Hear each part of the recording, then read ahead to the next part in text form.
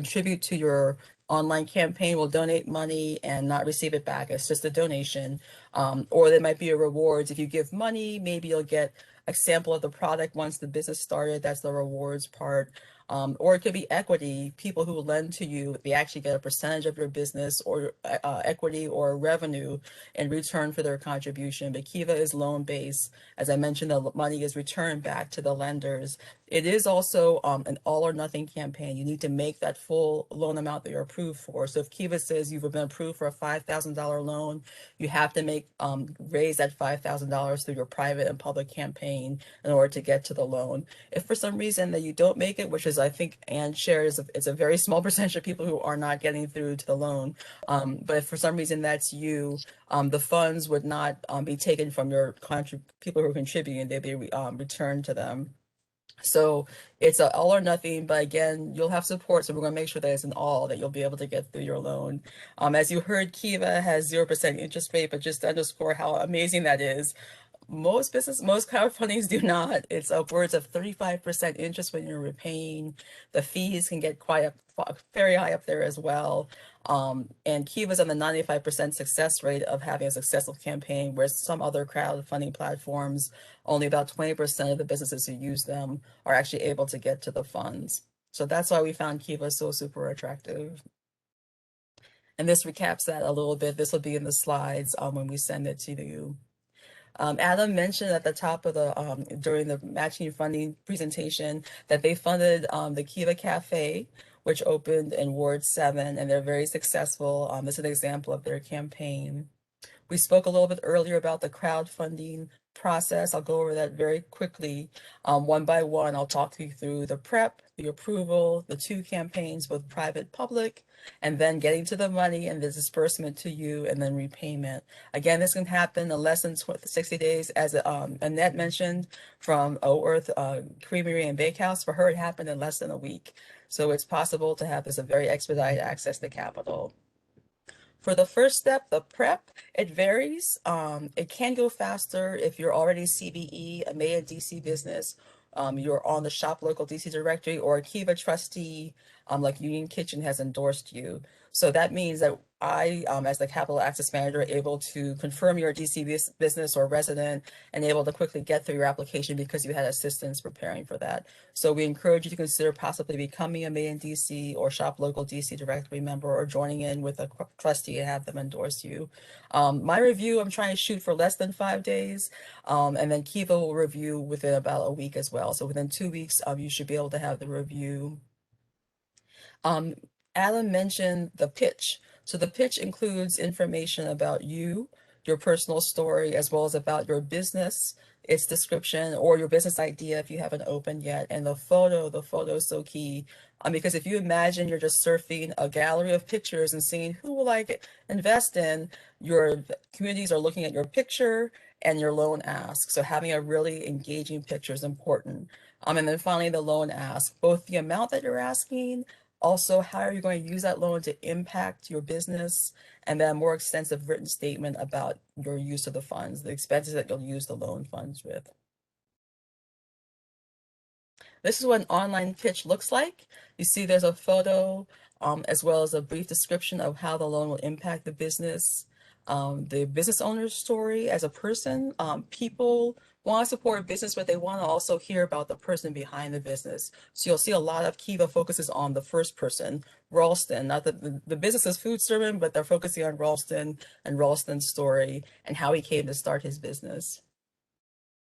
We went over this earlier, but there's a range of amounts you can apply for from 1,000 to 15,000. And the higher you go is the more individuals you need to raise, friends and family, through the private campaign that lasts 1 to 15 days. You can do it faster, but you'll have up to 15 days to get the number of friends and family and extended network to contribute.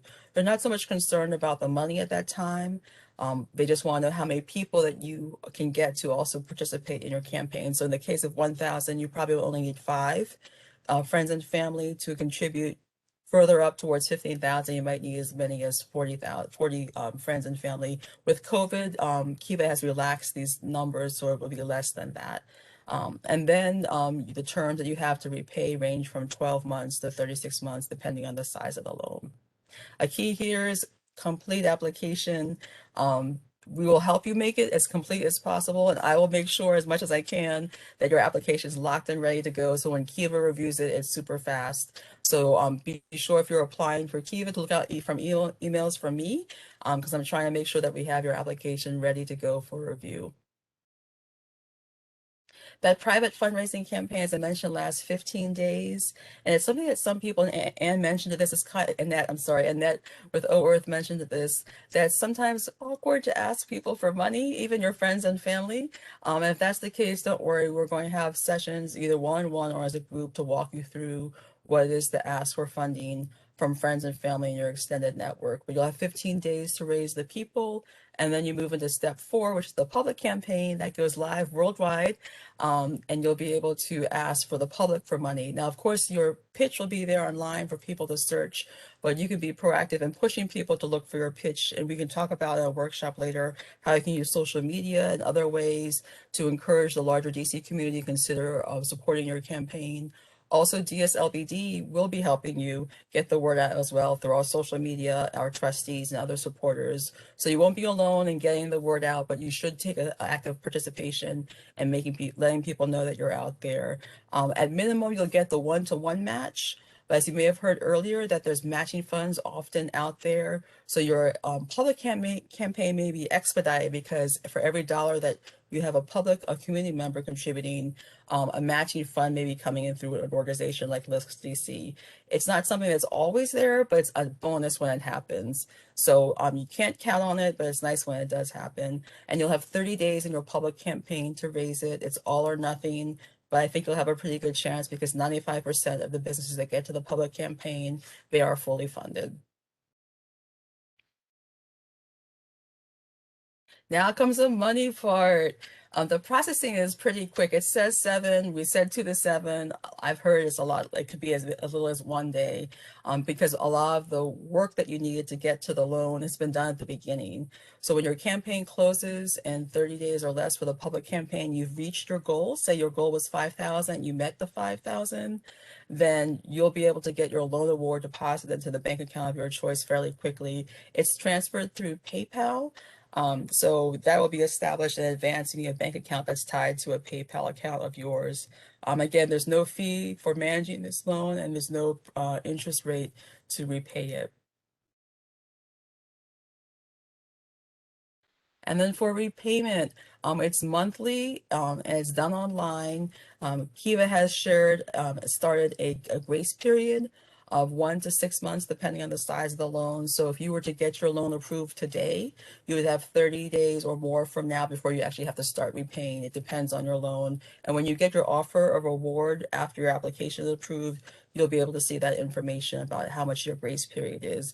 But once your grace period's over, you'll have to start repaying that loan. And again, you'll do that online. And as you make repayments, your respective lenders will also get repaid back. So it's a great way that it's a contribution, non-donation that you're receiving, and they'll get paid back as you repay.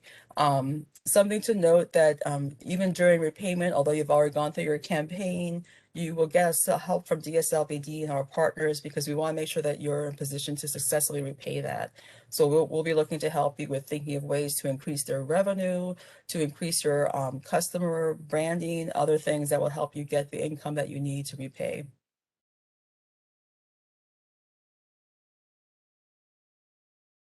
We talked a lot about money, which is almost king, I think, a lot of the times, but there are other reasons why Kiva might be a good choice for you. If you're rebuilding your credit or starting out, this is your first way to access capital, this will be a chance for you to start to build it. Kiva does not currently track that information into your credit score, but soon they'll have the option where if you want to, you can officially say, hey, I want Kiva to share the information about my loan repayment history with the credit bureau so that you can start building up that credit history on your official credit report. So it'll be optional in the future, but it's not official right now. But when you look to get financing from other lenders, be it for a loan or even grantors, They really, really like to see that someone else already took a step and believed in you and invested in you. I think the power of Kiva is not just a bank who has invested in you. It's lots of individual people who stepped up with $25 or more saying, I believe in this business. So it's pretty powerful to have a Kiva loan when you're trying to demonstrate the interest and the viability to raise funds through revenue and repay in the future because you have a whole pool of people that are behind that one loan that you get from Kiva. And that's part of the community building that goes around having a Kiva loan. It's also the community building that Annette mentioned from O Earth, that you probably have customers that want to buy your stuff and didn't even know about you till they found out through Kiva. So having that, they as a lender or the people that they're talking to are spreading the word about your business, and you'll find yourself tapping into markets that you had no idea would be interested in your product or service. It's also sometimes for businesses the first foray into marketing or branding their business. So you'll have to bring a picture, you'll have to have a short description of your business. These are all things that will help you towards pitching your business for other purposes, getting together information for a website if you don't have one already. To help make your public campaign successful, you might start up your first social media account to make that happen. So Kiva is a chance not just to get to the loan, but to build your brand and your marketing strategy as you're trying to develop that and beyond. And it's a great way to test and try something. I think a question earlier was, what if you're trying to pivot and start something different? Still operate your business, but have a new product or service line. This is a great way to get some investment in that where other lenders may not be so keen to have you work outside your normal lane of your business. Kiva is open to supporting new ideas in existing business and helping you expand. This is an example of True Syrups, which I believe now is Pratt's Standard Cocktail. She used her Kiva loan to expand their business. They wanted to try some new lines of their product, some new flavors, and they were able to do that, and also how they were producing it. Kiva helped them do that.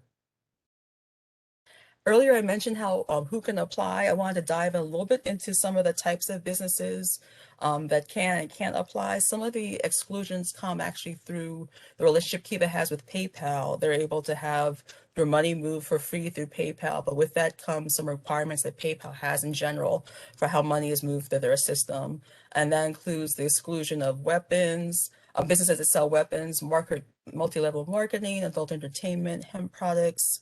In the example of tobacco, if that's your primary business, say you're a cigar store, you would be excluded. But if you're a corner store that's selling tobacco products, that's okay.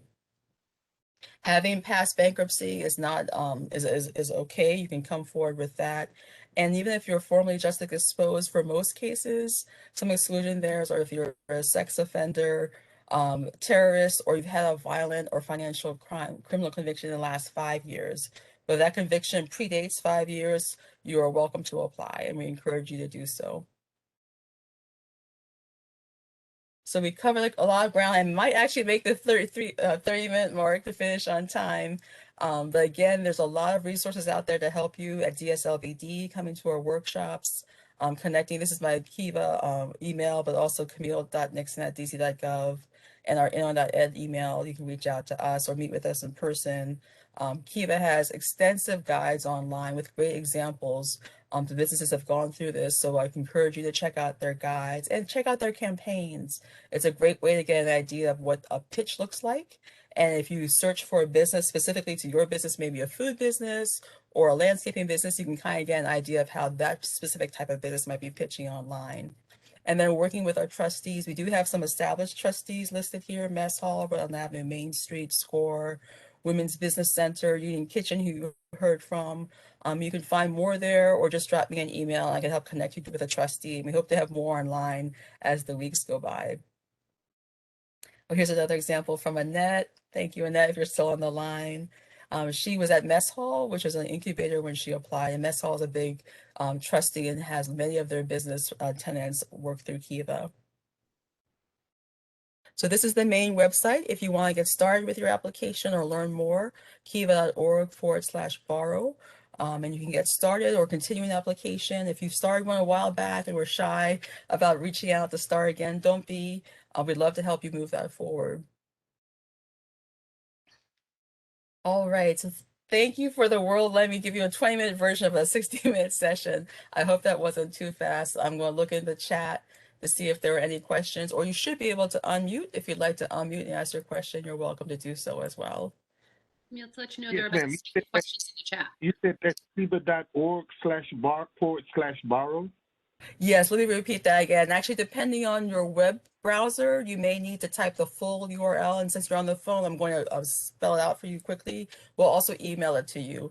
But the full URL, if you want to get started, is https://www.kiva, that's KIVA,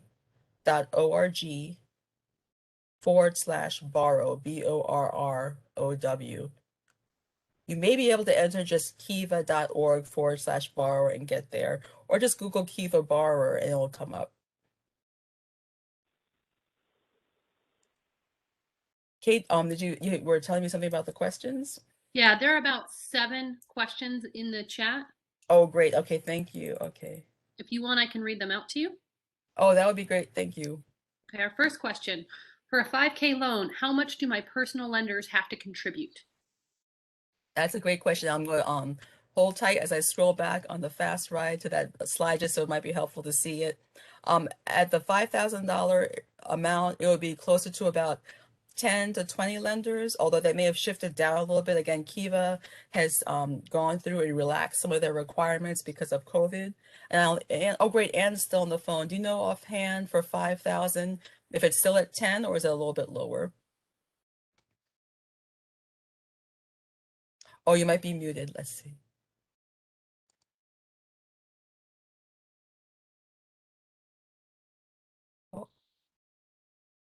Oh, there we go. Can you hear me Yeah, now? now we can. Okay. Yes, I would say that the important piece of this is that part of Kiva's underwriting process is to confirm how many lenders will be required for private fundraising. So when we give an approval of, first of all, the amount of lenders, or the amount of lenders that person needs to bring into private fundraising, and as well as the amount and the term. So I think that it's really important to go into this process. You know, we're sometimes able to lower that amount for specific time periods.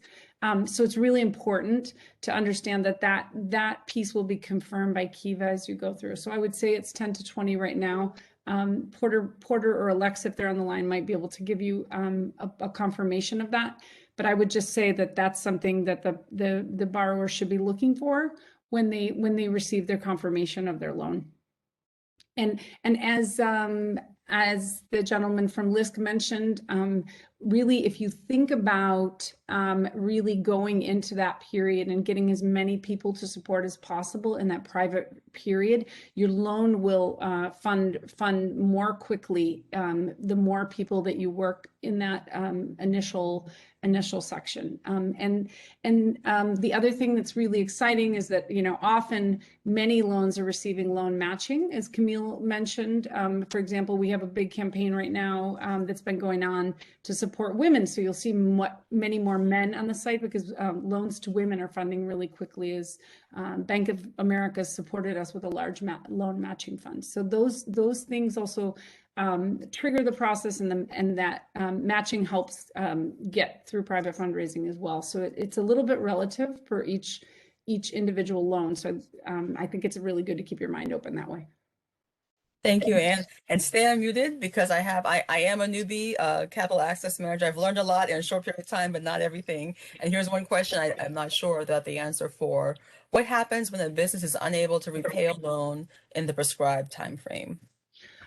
Camille, that's a great question, and I think that's something that has really happened to many of our entrepreneurs on the site these days. The first thing that we would ask the borrower to is to notify Kiva that you're having difficulty repaying the loan, and then the second thing we would ask you to do is notify your lenders.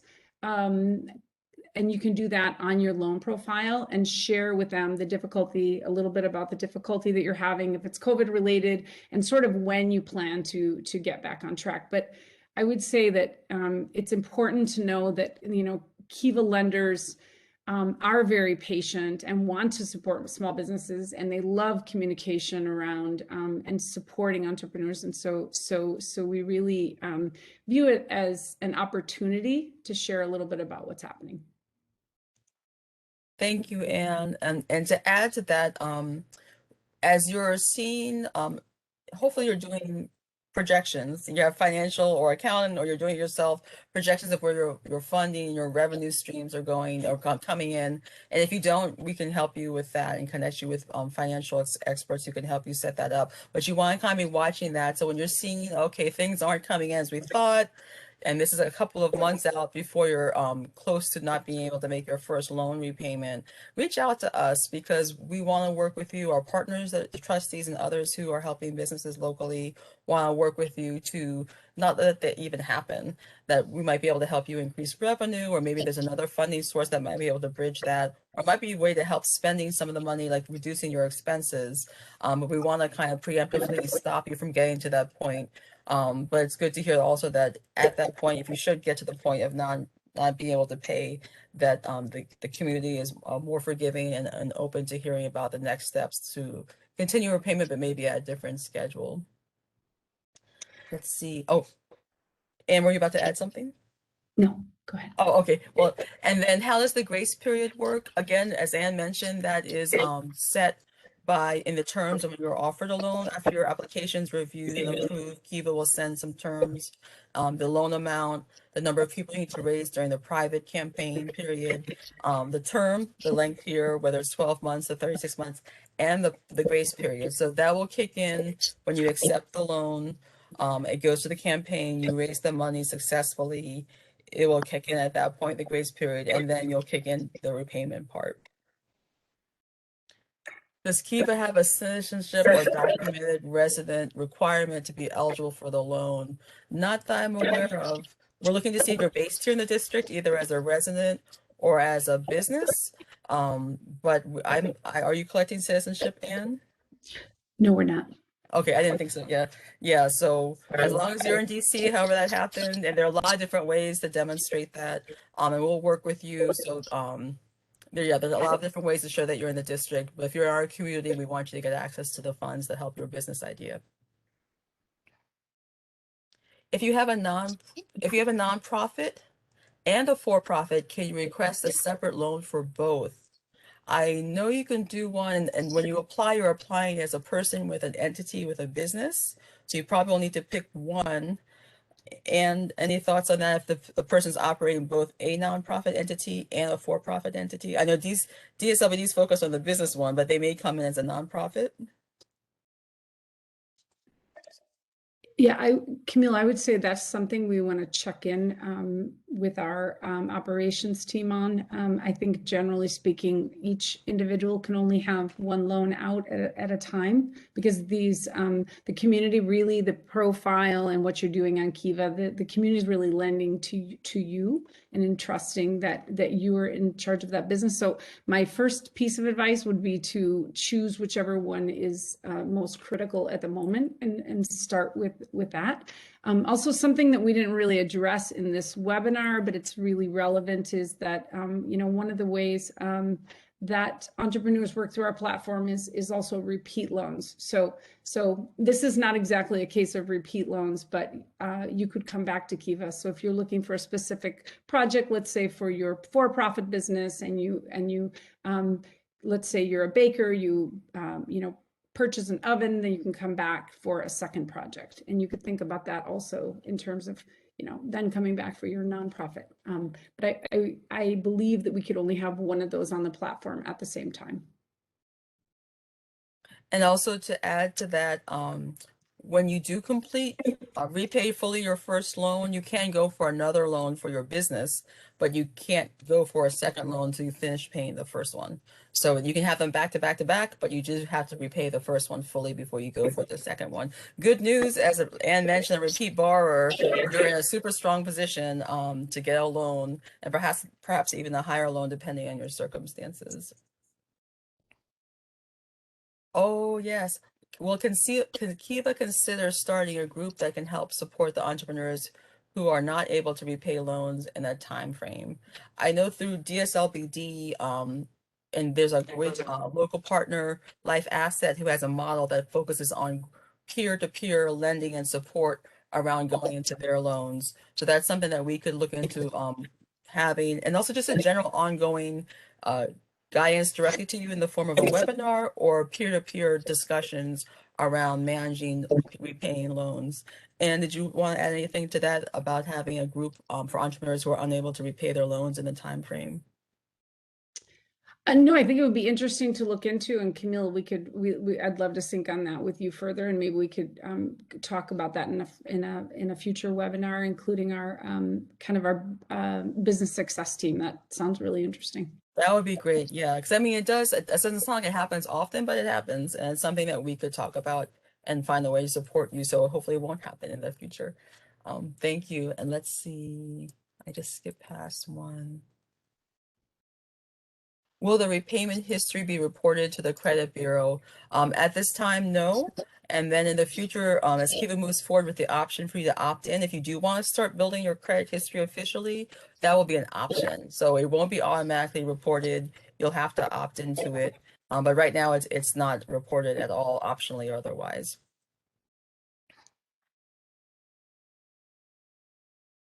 What if you raise more money than the $15,000? What happens then? What if you I'm going to answer this two ways. I couldn't tell if it's what if you raise more money or what if you want to raise more money. So if you want to raise more money, there is a cap at $15,000. I don't know if Kiva will approve a loan greater than that. If you need a loan greater than that or financing greater than that, we can have a conversation because there are other sources of funding we can connect you to so you can start stacking that need. And then if the other way of reading the question is what happens if you raise more than 15,000, or your goal is 15,000, what happens if more money is contributed? I believe the system automatically clocks it off at 15. Once you reach it, that's done. Is that correct, Anne? That's correct. That's correct. Yeah. Also it's important to understand that Kiva's platform is an all or nothing platform. So in the other sense, if you don't achieve your goals, then which does not happen very often, but it's something to be aware of, that it really is an all or nothing platform. And just a bit also that can be confusing on the loan matching. The loan matching doesn't really increase your loan size. Sometimes when people come to Kiva initially, they get a little bit confused about that. So if you're raising a $10,000 loan, 5 might come from loan matching and 5 might come from the crowd, but that's not an additional 5. So just so everyone's clear on that from the beginning. That's a great point. I missed that one. I also heard in training, I hope Porter's listening, my trainer is listening, that when a match is going on, if you're right at the edge of 15,000 or whatever your loan maximum is, and your match will take you over that, the match may not automatically click. There'll need to be at least one full dollar left for the match to happen. But that's a very rare case, and that's all done automated by the system. So it's nothing that you should worry about. We have a couple more questions. One, has Kiva provided loans to individuals who are in transition, whether returning citizens or housing challenged? And this is for the pre or initial stage of business. Yes, yes, and yes. So again, for DC residents, when I say residents, it means you're living here in the district. That may not be defined by the DMV card of identification or driver's license. There may be some other way that we can demonstrate that you're here in the district. So don't let your housing transition scenario affect your interest and ability to explore starting a business and also applying for a Kiva loan. Similarly, if you're a returning citizens, just except for a couple of categories, sex offender, terrorist, and if you had a violent or financial conviction within the last 5 years. So if you have violent or financial conviction more than 5 years ago, you're eligible to come in, and we not only welcome you, but we are actively trying to encourage justice exposed residents or district businesses to consider Kiva. 2 earlier questions, let's see. What would I say to this is a question. What would I say to my community to get them to give? Am I telling them that their contribution is a loan and we'll get it back? Yes, you could let them know that this is a contribution, and that if you are successfully able to raise your loan amount, that they will be getting their money back proportionately. So if they contribute $25, they won't get the full 25 back on your first loan repayment, but they'll get a portion of that back. And they'll be able to monitor. Caroline, who spoke earlier as a Kiva supporter, you can watch the money coming back in, and the lenders, the community lenders can also choose to reinvest it in another DC business or just withdraw it all the way back. What you say to convince them to contribute might depend on who you're speaking with. If it's customers who've been dying for you to add that extra type of food product or expand your lawn service to also include another landscaping element, you can appeal to that interest. You've been asking for this. Now we can get it. Help me with my loan. I'll be able to start offering this product or service that you've been asking about. For friends and family, it could be asking them for the contribution of 25 or more, or could be asking them to leverage their social media experience. Sometimes people may not have the money, which is always nice to contribute the money. But if they don't have it, they could help you get the word out to other people who do. So when you're asking for help, ask for the contributions, but also ask for the community support for rallies, people's interest in your campaign on Kiva. Let's see. Does Kiva require a business to have business insurance in place? I do not believe so, but this is a newbie question for me. And you're shaking your head, no? No. No, okay, no business insurance. Although you may want insurance for a lot of other reasons. That's a different conversation, but it's not required for Kiva. Is there an age restriction or youth program for ages 12 to 16? I believe it's 18 and up. Am I wrong with that, or is there a separate group? No, that's a great idea. We don't have a separate youth group right now, Okay. but that's a great idea.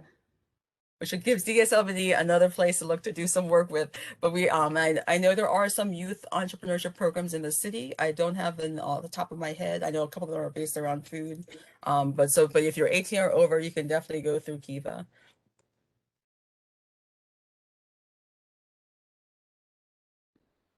And I think that might be it. Did I miss any questions? Or are there others who have questions on the line that haven't had them asked yet? Feel free to put them in the chat or on mute. We'd love to answer them before we wrap up.